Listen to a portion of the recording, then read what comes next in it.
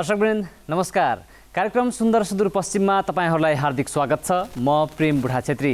सुदूरपश्चिम प्रदेश सरकार आन्तरिक मामिला तथा कानुन मन्त्रालयको सहकार्यमा एनटिभी कोहलपुरले तयार पारेको कार्यक्रम सुन्दर सुदूरपश्चिम तपाईँ हरेक बिहिबार साँझ 7:30 बजे र शुक्रबार बिहान 9:30 बजे एनटिभी कोहलपुरमा हेर्न सक्नुहुन्छ। साथै यो कार्यक्रम एनटिभी न्युजमा हरेक शनिबार साँझ 7 बजेको समाचारपछि पनि प्रसारण हुने गर्दछ। सुरुमा लागौँ आजका विषयवस्तुतर्फ।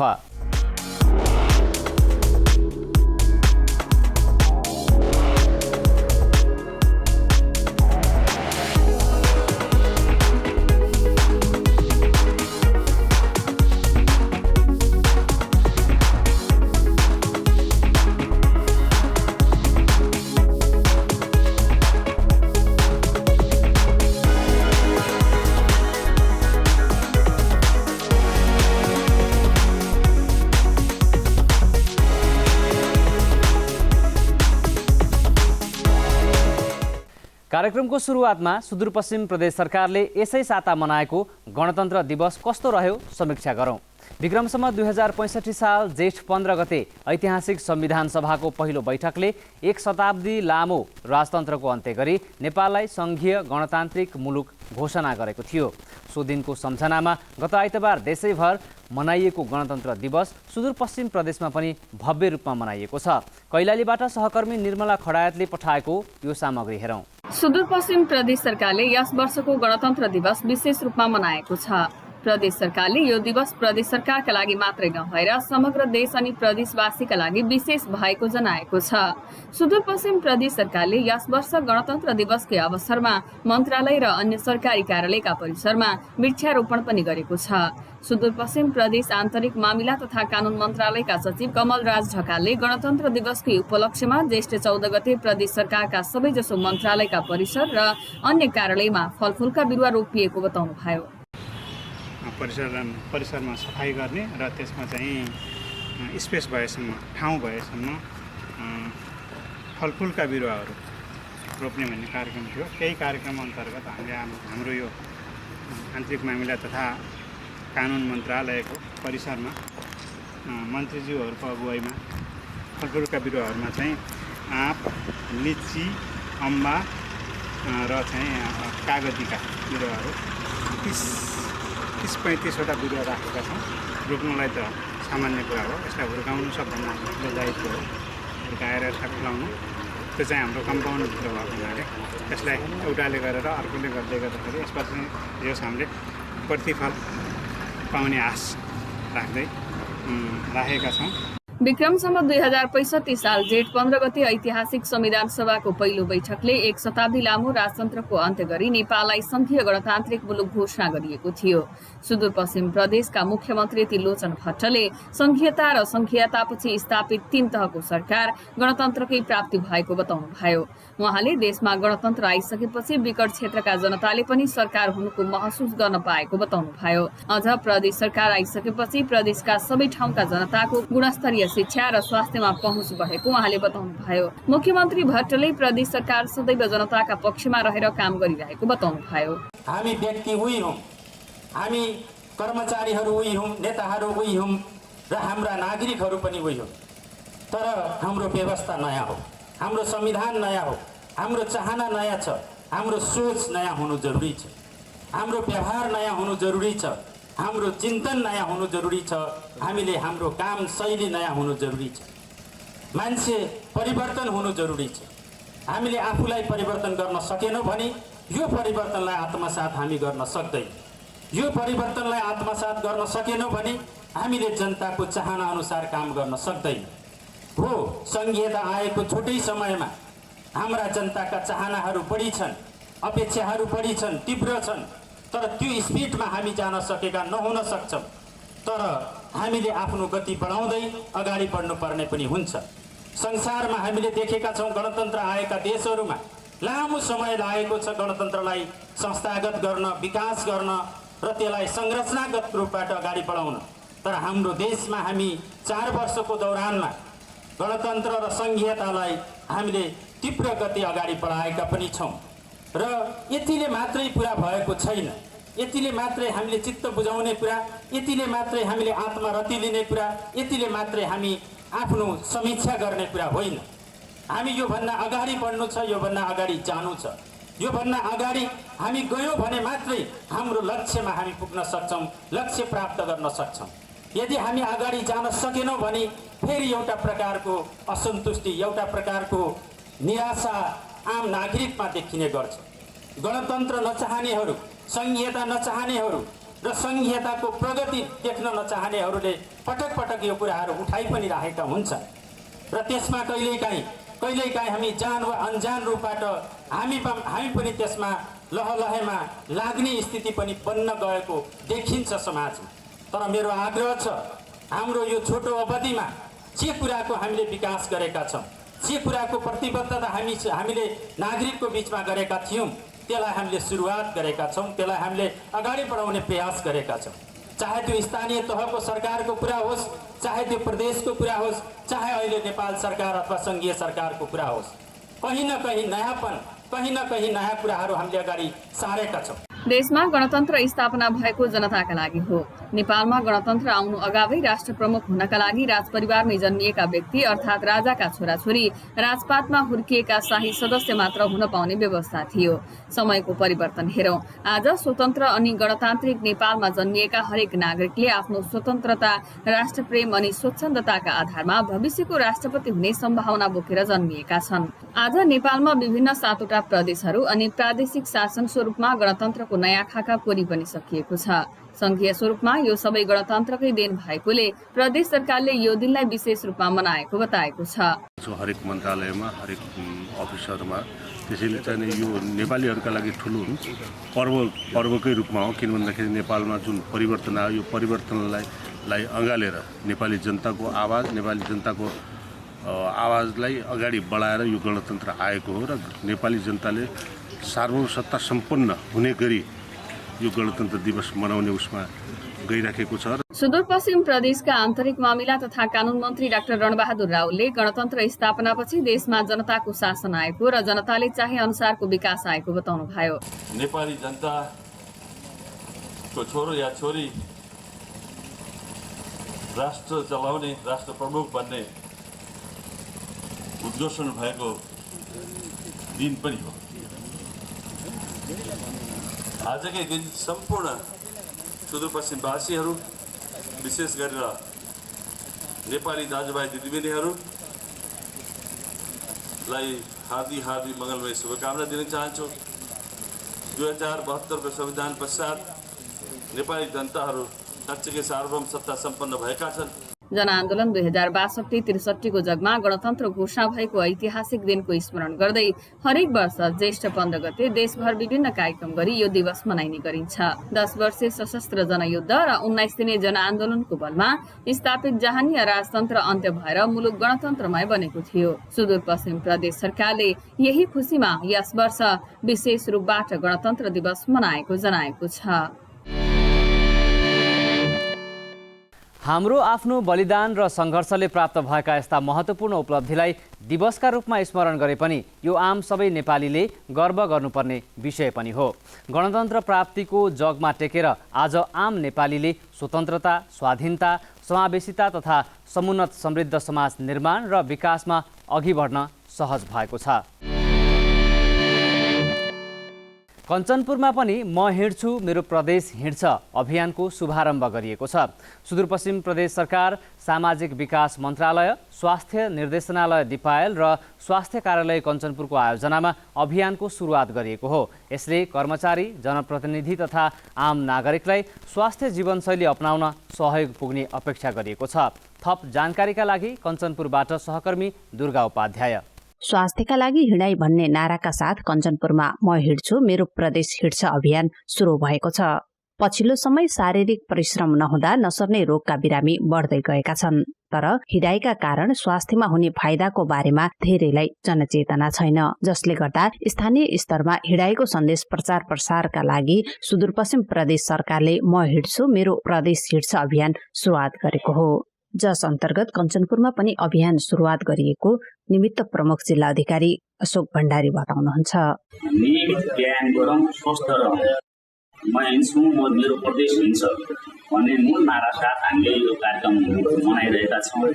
तर यो नाराबाटै धेरै कुराहरू हामीले बुझ्न सक्छौँ। नियमित व्यायाम हाम्रो स्वास्थ्यको लागि कति आवश्यक छ, हाम्रो स्वास्थ्यको लागि कति आवश्यक छ र यो हाम्रो हिँडाइहरू अभ्यासहरू कति आवश्यक छ भन्ने कुरो जुन नाराले गहिरामा गएर हामीले बुझ्ने हो भने धेरै कुराहरू समेटेको छ। त्यसै कुरालाई मनन गरेर हामीले त्यो के अरे प्रदेश सुदूरपश्चिम प्रदेश सरकारको पहलमा यो कार्यक्रम राखेको हो जस्तो मलाई लाग्छ। यता स्वास्थ्य जीवनशैली र तन्दुरुस्तीको पहिलो उपाय हिँडाइरहेको स्वास्थ्य कर्मी बताउँछन्। तर धेरै मानिसहरूमा त्यसबारे चेतना छैन। फलस्वरूप उनीहरू नसर्ने रोगको शिकार हुने गरेका छन्। त्यसैले शारीरिक रूपमा तन्दुरुस्त हुन र स्वास्थ्य जीवनशैलीका लागि नियमित व्यायाम वा दैनिक 1000 पाइला हिँड्नुपर्ने कञ्चनपुरका स्वास्थ्य प्रमुख शिवराज सुनार बताउनुहुन्छ। हामीले चाहिँ stop tobacco and do exercise भन्ने चाहिँ यो दुईटा चिजलाई चाहिँ हामीले बढी फोकस गर्न खोजिराखेका छौँ। Stop tobacco, do exercise. त्यसले गर्दाखेरि हामी हिँड्न पर्छ, शारीरिक रूपमा हामी तन्दुरुस्त हुनपर्छ। शारीरिक रूपमा तन्दुरुस्त हुनको लागि सबैभन्दा पुरानो मेथड, सबैभन्दा ओल्ड मेथड तर पनि कहिल्यै पनि ओल्ड नहुने, जहिले पनि हामीले गर्नै पर्ने, गरिराख्न पर्ने, गर्दा फाइदा हुने प्रोग्राम भनेको चाहिँ हिँड्नु हो। कम्तीमा पनि दिनमा 1000 स्टेप अथवा 1000 पाइला चाहिँ हामी हिँड्न सक्यौँ भने त्यसले चाहिँ हामीलाई धेरै किसिमका नन कम्युनिकेबल डिजिजहरूबाट हामी बच्न सक्छौँ। त्यसले गर्दाखेरि हामी हिँड्न पर्छ भन्ने एउटा सानो सन्देश जाओस्। नगर प्रमुख, उपप्रमुखज्यू लगायत प्रमुख जिल्ला अधिकारी लगायत हामी सबैजनाले चाहिँ यो जिल्लामा अथवा जिल्लाको पनि सदरमुकाममा एक किसिमको सानो इन्फर्मेसन सेयरिङ वा सेन्सिटाइजेसन एउटा प्रोग्राम गर्यो भने यसले चाहिँ हामीलाई बेनिफिट गर्छ। हामी सबैजना तन्दुरुस्त हुनपर्छ भन्ने कुरालाई चाहिँ हामीले फोकस गरेर यसलाई कार्यक्रमलाई हामीले यसरी अगाडि बढाउन खोजेका हौँ। उसो त रोग लागेपछि उपचार गर्नुभन्दा रोग लाग्न नदिनु नै बुद्धिमानी हुन्छ। तर पछिल्लो समय धेरैमा मधुमेह, उच्च रक्तचाप, शरीरको मोटापना, मृगौलाको समस्या र मानसिक रोग बढी देखिने गरेको छ। यस्ता रोगहरूको उपचारका लागि औषधिको प्रयोग भन्दा शारीरिक व्यायाम तथा गैर औषधीय उपचार पद्धतिमा जोड दिनुपर्ने भीमदत्त नगरपालिकाका नगर प्रमुख पदम बोगडीको भनाइ छ। म हिँड्छु, मेरो प्रदेश हिँड्छ अभियानलाई वडा स्तरसम्म पुर्याउन सके यसले अझ फाइदा गर्ने उहाँ बताउनुहुन्छ। अब चाहिँ रोगलाई निको पार्नका लागि मेडिसिन भन्दा पनि नन मेडिसिन कुराहरू चाहिँ अगाडि बढाएर चाहिँ कसरी चाहिँ यसलाई जोखिमहरूलाई चाहिँ न्यूनीकरण गर्न सकिन्छ भन्ने अभियान चाहिँ जुन वर्ल्ड वाइड गरिरहेको छ, यो चाहिँ एकदम स्वागत योग्य कुरो छ। र यो सिर्फ हिँड्दाखेरि चाहिँ यति फाइदा छ भनेपछि अरू व्यायाम गर्दाखेरि कति फाइदा हुन्छ भन्ने कुराहरूलाई पनि हामीले चाहिँ यो अवेरनेस यसलाई चाहिँ हामी शिक्षालाई चाहिँ बढाउँदै गयो भने कमसेकम हामी चाहिँ धेरै रोगबाट चाहिँ हामी चाहिँ रोगबाट ग्रसित हुनबाट चाहिँ हामी बाँच्छौँ भन्ने यो अभियान हो। विभिन्न रोगको जोखिम कम गर्न अभियान सञ्चालनमा आएको हो। यसले नसर्ने रोगबाट बच्न अपनाउनु पर्ने स्वास्थ्य सावधानीका बारेमा जानकारी र सतर्कता अपनाउन प्रोत्साहन दिनुका साथै अस्वस्थकर खानपिन, धूम्रपान तथा मद्यपानको प्रयोगबाट निम्तिने जोखिमपूर्ण व्यवहार कम गर्न मद्दत गर्ने अपेक्षा गरिएको छ। साथै जिल्ला सदरमुकामबाट सुरु गरिएको अभियान बिस्तारै वडा तहसम्म पुग्ने र यसले सरकारी कर्मचारी, जनप्रतिनिधि लगायत अभियानमा जोडिने सबैको मधुमेह, रक्तचाप, शरीरको मोटोपना, मृगौला र कोलेस्टेरोल आदिको परीक्षण गरी समयमै रोग पत्ता लाग्ने र निवारणका लागि सहज हुने स्वास्थ्य कार्यालयले जनाएको छ। लामो समय एकै स्थानमा बस्नुपर्ने अवस्था तथा अस्वस्थ जीवनशैलीका कारण कर्मचारी लगायत पछिल्लो समय धेरैजनामा विभिन्न स्वास्थ्य समस्या देखिरहेको अवस्था छ। स्वास्थ्यप्रतिको संवेदनशीलतालाई बुझ्न र प्रशासनिक सेवा प्रवाहलाई प्रभावकारी बनाउन म हिँड्छु, मेरो प्रदेश हिँड्छ अभियान निकै प्रभावकारी ठहरिएको छ।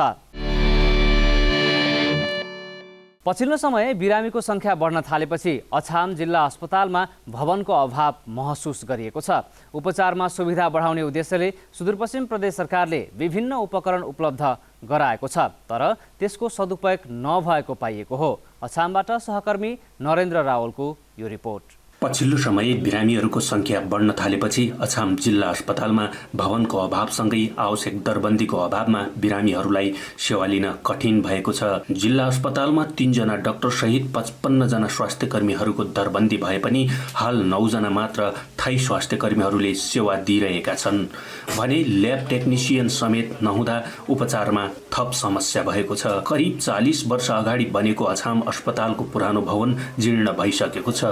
यस भवनमा 15 शैय्याको क्षमता भए पनि हाल 50 शैय्यामा रूपान्तरण गर्ने सरकारको लक्ष्य अनुसार कुनै काम अगाडि नबढ्दा बिरामीहरूलाई उपचारमा निकै कठिन भएको हो। प्रदेश सरकारबाट प्राप्त भएका 10 वटा आइसियु बेड र अन्य साधारण गरी 35 वटा बेड संरचना अभाव हुँदा अस्पतालको कुनामा थन्काइएका छन् भने एउटै बेडमा 2-3 जना बिरामीहरूको उपचार भइरहेको छ। भवनको अभावका कारण बिरामीहरूले राम्रो सेवा नपाएको र केही औषधि बाहेक अन्य औषधि मेडिकलमा किन्नु परेको स्थानीय सिद्धप्रसाद ढुङ्गानाको भनाइ छ। अब नयाँ बेडहरू छन्, पुराना युज भइरहेका छन्, नयाँ थन्किरहेका छन्, यो पनि एउटा समस्या। अनि दोस्रो समस्या भने जो पेसेन्ट जो बिरामी हुन्छ औषधिहरू समेत अहिले पछिल्लो समय हामीले किन्नुपर्ने अवस्था छ। हाम्रो रगतको समस्या, रगत यहाँ ब्लड ब्याङ्क छैन। ज्वरो, दम, झाडा पखाला, रुगाखोकी जस्ता बिरामीहरू ठूलो संख्यामा आउन थालेपछि आवश्यक उपकरण जडानमा कठिन हुनुका साथै स्टोर रुमको अभावमा उपकरण थन्क्याउनु पर्दा गुणस्तरीय सेवा दिन कठिन भएको अछाम जिल्ला अस्पतालका प्रमुख डाक्टर सोनाली बास्कोटाले बताउनुभयो। यो चाहिँ सायद 40 वर्ष पुरानो बिल्डिङ हो। हाम्रोमा लोजिस्टिक हिसाबले बिल्डिङको एकदमै ठुलो अभाव छ। 15 बेडेड अस्पताल हो, तर बिरामी चाहिँ 25 देखि 30 जना भर्ना हुन्छन्। एकदमै गाह्रो भइरहेको छ।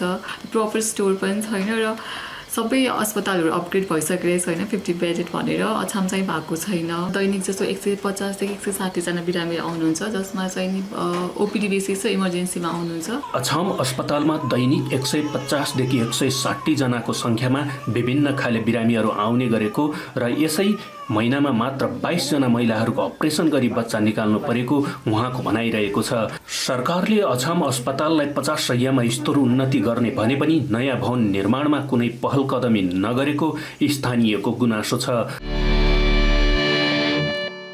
जिल्ला अस्पतालको सेवा प्रवाहलाई सहज बनाउन प्रदेश सरकारले अस्पतालको नेतृत्व चयन प्रक्रिया टुङ्ग्याएको छ। अछाम जिल्लामा देखिएको भवन अभावलाई पूर्ति गर्न प्रदेश सरकारले केन्द्र सरकारसँग समन्वय गरेर थप कार्य गर्न जरुरी छ भने महत्त्वपूर्ण उपकरणको सही प्रयोगमा आवश्यक जनशक्ति व्यवस्थापन हुन सके स्थानीयलाई स्वास्थ्य सेवा प्रयोग गर्न अझ सहज हुनेछ। सुदूरपश्चिम प्रदेशमा हरेक वर्ष महिला हिंसाका घटना बढ्दै गइरहेको देखिएको छ। विभिन्न कारण समाजमा हरेक दिन जसो महिलामाथि हुने हिंसा भइरहेको देखिन्छ। यिनै कुरालाई मध्यनजर गर्दै सुदूरपश्चिम प्रदेश सरकारले महिला हिंसा न्यूनीकरणका लागि बालिका तथा किशोरीहरूलाई आत्मरक्षा तालिम प्रदान गरेको छ। कैलालीबाट सहकर्मी निर्मला खडायतको यो रिपोर्ट। हरेक वर्ष जसो सुदूरपश्चिम प्रदेशमा महिला हिंसा बढ्दै गइरहेको विभिन्न तथ्याङ्कले देखाएको छ। यही बेला सुदूरपश्चिम प्रदेश सरकारले महिला हिंसा न्यूनीकरणका लागि बालिका तथा किशोरीहरूलाई आत्मरक्षा तालिम प्रदान गरेको छ। सुदूरपश्चिम प्रदेश सामाजिक विकास मन्त्रालयले यही ज्येष्ठ 13, 14 र 15 गते कैलालीको धनगढी उपमहानगरपालिकाका 5 विद्यालयका 100 जना छात्र विद्यार्थीलाई आत्मरक्षा तालिम प्रदान गरेको छ। 3 दिने बालिकाहरूलाई आत्मरक्षा तालिम चाहिँ वर्कसप सञ्चालन गऱ्यौँ।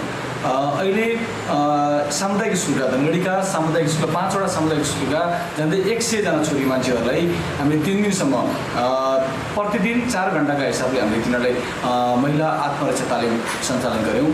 अब विशेष त त्यो महिला आत्मरक्षा तालिम सामाजिक विकास मन्त्रालयले गराउँदै गर्दा अब यो 3 दिनमा छोरी मान्छे महिला हिंसा मुक्त हुने अथवा चाहिँ एकदमै पर्फेक्ट हुने अथवा चाहिँ पुरा त्यो हामीले सिकाएर ब्रुस्ली बनाउन सक्ने भन्ने त होइन। तर के हो भने त्यो छोरी मान्छेहरूलाई ब्याड टच भनेको यो हो, गुड टच भनेको यो हो र यो हिंसा चाहिँ यो ठाउँमा हुने गर्छ र कदम कदाचित हाम्रा छोरी मान्छेहरूलाई कसैले ब्याड टच गर्न खोज्यो अथवा चाहिँ हिंसा गर्न खोज्यो, यौन हिंसा गर्न खोज्यो, महिला हिंसा गर्न खोज्यो भने इमिडिएटली प्रतिकार कसरी गर्ने भन्ने कुरा हामी सिकाउँछौँ। जस्तो हाम्रो मानव बडीमा त्यस्ता संवेदनशील अङ्गहरू हुन्छन् जहाँ कुनै पनि छोरी मान्छे स्कुल जाँदै गर्दा, मेला पाँच जाँदै गर्दा, ट्युसन पढ्न जाँदा एक्लै दोक्लै तान्ने गरिराखेका हुन्छन्। अन्त सुदूरपश्चिम जस्तो ठाउँमा धेरै छोरी मान्छेहरू यौन हिंसाबाट पीडित छन्। चाहे त्यो कलेजमा हो, चाहे त्यो स्कुलमा हो, चाहे त्यो विभिन्न निकायहरूमा परिवारमा चाहिँ यस्ता महिला हिंसाहरू दिनबदिन बढिराखेको अवस्था छ। कमसेकम हामीले बोल्न सक्ने बनाउँछौँ। यो ब्याड टच हो है, अब हामीले प्रतिकार गर्नुपर्छ, बोल्नुपर्छ, सम्बन्धित निकायमा हामीले खबर गर्नुपर्छ, अथवा बोल्न सक्नु भयो भने तपाईँको सबैभन्दा मिल्ने साथीलाई खबर गर्ने अथवा सेयरिङ गर्नुपर्छ भन्ने किसिमको एउटा आत्मबल पैदा गर्ने, एउटा सेल्फ कन्फिडेन्स लेभल हाई गर्ने किसिमको यो तालिम हो।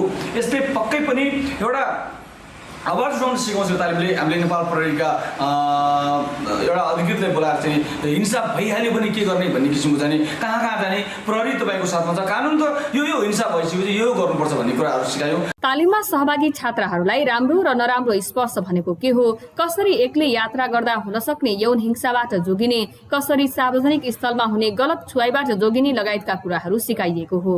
हामीले चाहिँ बोल्न सिकायौँ र त्यसको साथसाथै फिजिकल अट्याकहरू चाहिँ कसरी गर्ने, प्रतिकार कसरी गर्ने, तपाईँले समातेर लाने, हात तानेर लान खोज्यो अथवा चाहिँ सार्वजनिक यातायातमा चाहिँ तपाईँले हिंसा भयो भने, ब्याक टच भयो भने कसरी प्रतिकार गर्ने भन्ने कुराहरू हामीले चाहिँ यो 3 दिनको सेसनमा सिकायौँ। यसले पक्कै पनि हाम्रा ती छोरीहरू जुन 100 जना छोरी मान्छेहरू छन् तिनको चाहिँ आत्मविश्वास बढेको छ र जब एउटा छोरी मान्छेको आत्मविश्वास बढ्छ पक्कै पनि यस्ता हिंसाका विरुद्धमा चाहिँ आवाज उठाउँछन्। जब जुन छोरी मान्छेलाई हामीले अब आवाज उठाउनु पर्छ है, अब चुप लागेर बस्नु हुँदैन है, अब चाहिँ तपाईँलाई कसैले ब्याक टच गर्नुहुन्छ, तपाईँको इच्छा विपरीत तपाईँले छुने प्रयास गर्यो भने त्यसका विरुद्धमा नो नाइ हुँदैन भन्ने जस्ता वर्डहरू प्रयोग गर्नुहोस् र इमिडिएटली प्रतिकार गर्नुहोस् भन्ने कुराहरू हामीले सिकाएका छौँ। र यो तालिमले पक्कै पनि एकजना छोरी मान्छेले आफ्नो समाजमा आफ्नो दिदी बहिनीहरूलाई सिकाउने छन् र यसले चाहिँ 100 जनाले चाहिँ झन्डै हजारौँ छोरी मान्छेहरूलाई, हजारौँ दिदी बहिनीहरूलाई, हजारौँ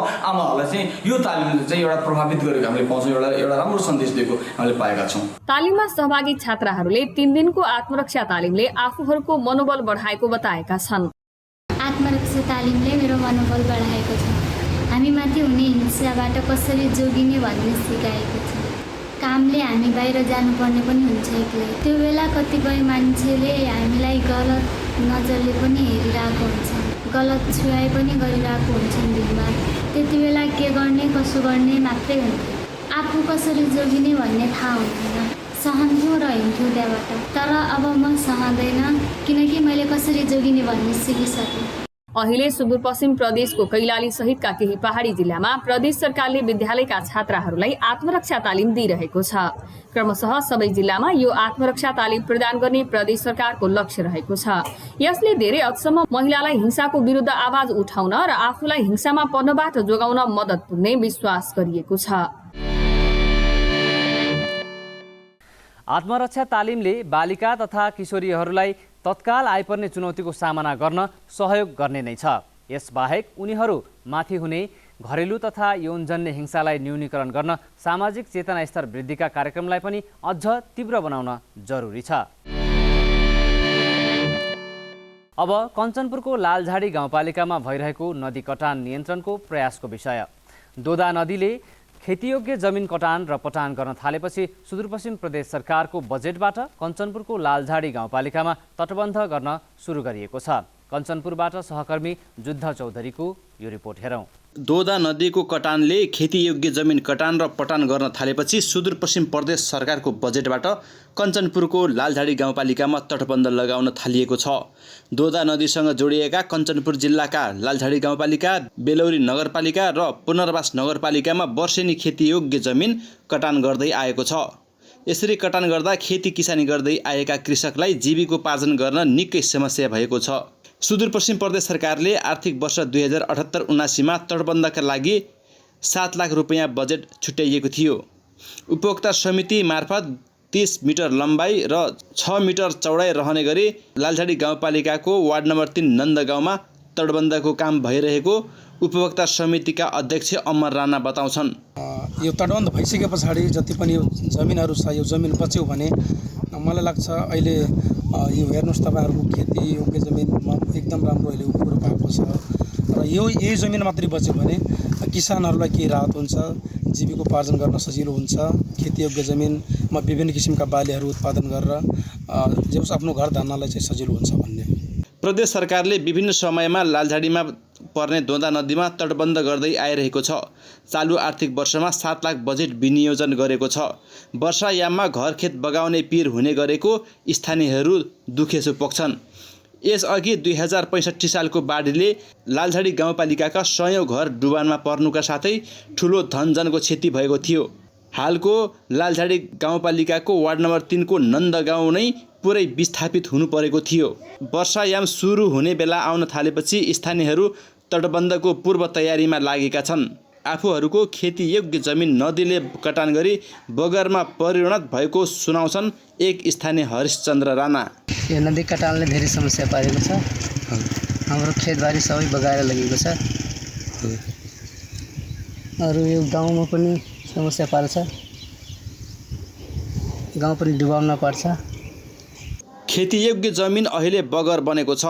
बर्खायाममा उब्जनी गरिएको बालीसहित नदीले कटानी गरी नोक्सान पुर्याउने गरेकाले खेत नै बाँझो छाड्नुपर्ने बाध्यता रहेको छ। खेतीपाती गरेर जीवन निर्वाह गरिरहेका उनीहरू खेत नदीले कटानी गरेपछि आउँदा दिनमा जीवन गुजारा गर्न निकै समस्या हुने बताउँछन्। यो नदी कटानले चाहिँ धेरै कटानी गरिरहेछ। पहिला चाहिँ हाम्रो जमिन लगभग धेरै थियो, यता चाहिँ बिघौ जमिनहरू यो नदीले कटानी गरिरहेछ। वर्षेनी कटानी गरेर तर सरकारबाट पहल हुन्छ त तटबन्धहरूको। तटबन्ध चाहिँ आउन त आउँछ तर समयमा नबाँधिएर, अनि बाँधे पनि त्यो उचित व्यवस्थापनको हिसाबले नबाँधिएर जस्तो कटानी छ त्यस्तै हिसाबले बाँधिन्छ र त्यसलाई त्यो नदी चाहिँ भनौँ जुन ठाउँमा काटिएछ त्यो ठाउँमा बाँधिन्छ र त्यो बाँधेको ठाउँबाट त्यो पानी मोड भएर अर्को ठाउँमा गएर फेरि काटिन्छ। त्यसको लागि चाहिँ सरकारबाट पहल यस्तो हुनु पर्यो कि नदी अब लगभग सोझो बनाएको हिसाबले तटबन्धन बाँधियो भने लगभग अरू ठाउँ कटानी पनि रोकिन्छ। अहिले हाम्रो यो तटबन्धको बनाइ भएछ भने अहिले राहत त भएछ, तैपनि अब धेरै ठाउँ नबाँधिया हुनाले अरू ठाउँ काटिने सम्भावना छ। यहाँ 90% राणा थारू समुदाय बसोबास गर्छन्। चारैतिर दोदा नदीले घेरिएको छ। दुर्गम गाउँपालिका भएकाले पक्की सडक विस्तार हुन सकेका छैनन्। यहाँका बासिन्दा खेतीपाती गरेर जीवन गुजारा गरिरहेका छन्। दोदा नदीले कञ्चनपुरको लालझाडी गाउँपालिका, बेलौरी र पुनर्वास नगरपालिकामा वर्षेनी खेतीयोग्य जमिन कटान गर्दै आएको छ। सुदूरपश्चिम प्रदेश सरकारले त्यहाँका नागरिकको खेतीयोग्य जमिनको रक्षा र प्राकृतिक विपत्तिबाट हुन सक्ने क्षतिको न्यूनीकरणमा तटबन्धले सघाउने विश्वास लिएको छ। सुदूरपश्चिम प्रदेश सरकार आन्तरिक मामिला तथा कानुन मन्त्रालयसँगको सहकार्यमा एनटिभी कोहलपुरले निर्माण तथा प्रसारण गर्दै आएको कार्यक्रम सुन्दर सुदूरपश्चिमको अब भने हामी अन्त्यमा छौँ। हवस् त दर्शकवृन्द, आजका लागि कार्यक्रम सुन्दर सुदूरपश्चिम यति नै। अर्को हप्ता नयाँ विषयवस्तुसहित उपस्थित हुने नै छौँ। कार्यक्रम उत्पादन टिमका सबै सहकर्मीसँगै मलाई पनि बिदा दिनुहोस्। नमस्कार।